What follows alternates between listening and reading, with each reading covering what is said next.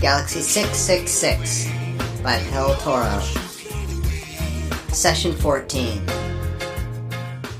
The four men suddenly looked serious. Do you remember what Bion said about that ship he served on? Look, we're not in an old Astro Cruiser, reminded Ishklaw. This is one of the newest and best ships in space, or out of it. Let's take comfort from that fact. I'd take a lot more comfort if we were safely down on some pleasantly habitable little planet, said Korzak. The star towards which they were drifting seemed suddenly to explode to twice its size. By the 7 green moons! Exclaimed Ishklaw. What was that? While they were watching, it approximately doubled its size again. The space location indicator, which was wired directly to the receivers on the external hull of the Space Greyhound, suddenly blew a fuse and died out as spectacularly as the auto-astrogator had done. Now we're properly up the proverbial creek without the metaphorical paddle, said Oski. Yeah, agreed Bronet. It was a terse, vibrant, monosyllable. Yeah, we're right up the creek. They seemed to be rushing headlong into that gigantic orb of fire in a series of spectacular bounds. There's some kind of crazy force here that doesn't follow any of the laws we know, said Ishklaw. Without being aware of any process of going into the warp, what we're obviously doing is going into the warp and out again, that much closer. Unless the process reverses pretty soon, said Oski. It's going to be too late. We're going straight in. 3 more jumps like that. The heat'll get us if nothing else does. The temperature was rising noticeably even as he spoke, and the star loomed frighteningly huge. Bronet coughed a little in the hot air. The next one'll be the last, he said. I wonder what your computer will make of this data, gentlemen. He coughed again. Oski was coughing. Ishklaw joined in. So did Korzak. The 4 of them were trying not to turn their lungs inside out in the sun-dry heat.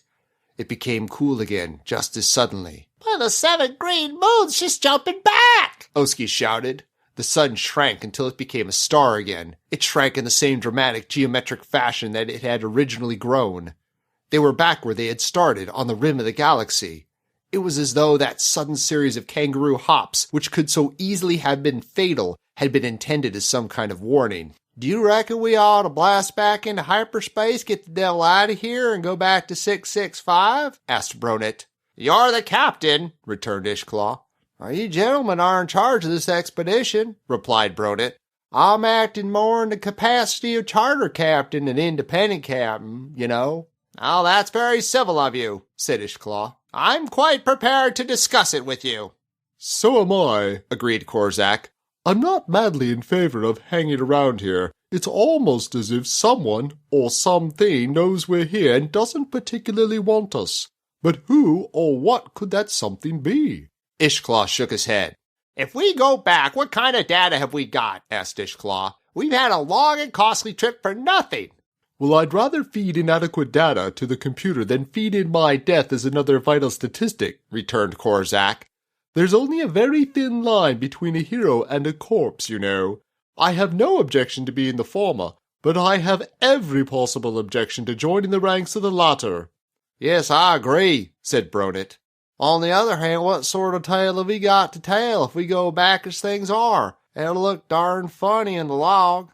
It'll look no funnier than a lot of information that's been loaded into the computer over the last few years concerning this unprintable galaxy, said Ishklaw. Take my old grandfather Bion as one case in point. Look what happened to him, said Korzak. Ishklaw nodded.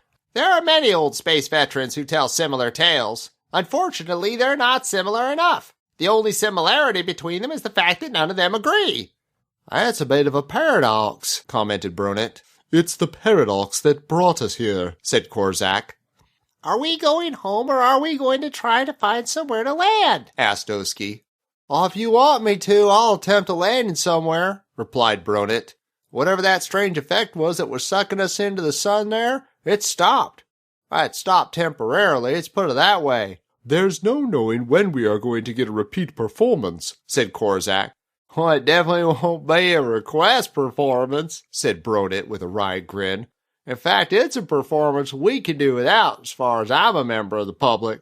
We have precious little equipment left working apart from the visuals and the direct perceptors, said Bronet. We shan't be much better off than the old pioneers. Why not replace those fuses? Suggested Oski. How long will it take to trace the faults that caused them? Asked Bronet. 3 or 4 hours, Earth Standard Time, volunteered Oski. I've got an idea that if we sit around like a floating duck for 3 or 4 hours while we repair them, they'll decide we haven't heard the gypsies' warning, and they may plummet us right in next time. Well, do you think it was accidental or deliberate? If it was an accident, it was a darn queer one, said Bronet. What kind of force is that throws a ship in and out of the warp, like a needle dragging a thread behind it through a thick cloth? Oski shook his head.